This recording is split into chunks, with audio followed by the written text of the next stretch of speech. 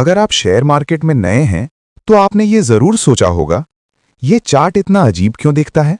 हरी और लाल मोमबत्तियां, ऊपर नीचे जाती लाइनें और अचानक तेज मूवमेंट। कई लोग यहीं डर जाते हैं, लेकिन सच ये है, चार्ट डराने के लिए नहीं बने, चार्ट समझाने के लिए बने हैं। आज के इस एपिसोड में हम चार्ट और कैंडल स्टिक को एक भाषा की तरह समझेंगे, ऐसी भाषा जिसे सीखकर आप मार्केट को ज्यादा साफ नजर से देख पाएंगे। पिछले एपिसोड में आपने समझा था, आपका पैसा ब्रोकर से लेकर एनएसई और बीएसई तक किस रास्ते से जाता है। अगर वो सिस्टम आपको अभी तक पूरी तरह साफ नहीं है तो एपिसोड 2 जरूर देखिए, क्योंकि आज हम उसी सिस्टम के ऊपर चार्ट की परत जोड़ रहे हैं। चार्ट कोई भविष्य नहीं बताता, चार्ट कोई जादू नहीं करता, चार्ट बस ये दिखाता है अभी तक लोगों ने क्या किया है। जब ज्यादा लोग किसी शेयर को खरीदते हैं तो उसकी कीमत ऊपर जाती है, जब ज्यादा लोग उसे बेचते हैं तो कीमत नीचे आती है। चार्ट इसी खरीद बिक्री की कहानी को लाइन और कैंडल के रूप में हमें दिखाता है। चार्ट पर जो मोमबत्ती जैसी आकृति दिखती है उसे कहते हैं कैंडल स्टिक। एक कैंडल 4 बहुत जरूरी बातें बताती है। पहली, शेयर कहां खुला, कहां बंद हुआ, बीच में कितना ऊपर गया और कितना नीचे आया। अब इसे आसान भाषा में समझते हैं। अगर कैंडल हरी है तो उस समय खरीदने वाले ज्यादा थे, अगर कैंडल लाल है तो बेचने वाले ज्यादा थे। बस, कोई डर नहीं, कोई जटिल गणित नहीं। कैंडल का जो मोटा हिस्सा होता है उसे कहते हैं बॉडी, और ऊपर नीचे जो पतली लाइन होती है उसे कहते हैं विक या साया।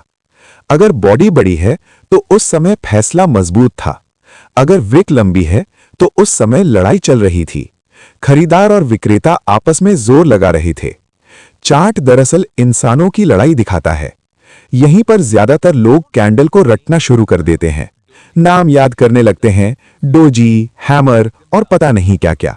लेकिन हरीश व्यास कैपिटल चैनल पर हम चीजों को रटाते नहीं हैं, हम समझाते हैं क्यों बन रहा है और किस वजह से बन रहा है।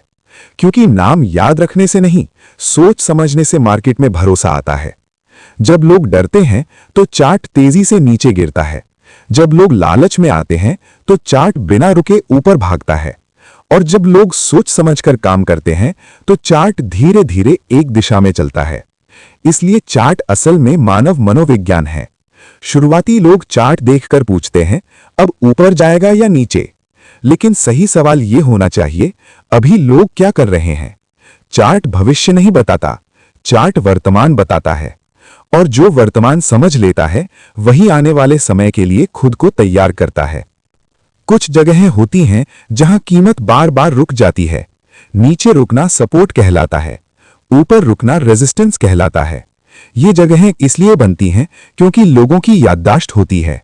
जहां पहले खरीदा वहां फिर खरीदते हैं, जहां पहले फंसे वहां बेचने की कोशिश करते हैं। कई लोग कहते हैं चार्ट तो जुए जैसा है, लेकिन सच ये है, चार्ट जुआ नहीं है। अधूरी समझ चार्ट को जुआ बना देती है। जो बिना सीखे कूदता है उसके लिए मार्केट गेम है, और जो समझ के चलता है उसके लिए मार्केट एक सिस्टम है। आज आपने सीखा, चार्ट डराने के लिए नहीं बने, कैंडल भाषा है जो हमें लोगों की सोच दिखाती हैं। अगले एपिसोड में हम सीखेंगे किस समय मार्केट में एंट्री लेनी चाहिए और किस समय रुक जाना समझदारी है। अगर आप शेयर मार्केट को किस्मत से नहीं, समझ से सीखना चाहते हैं तो चैनल को सब्सक्राइब जरूर करें। मिलते हैं अगले एपिसोड में।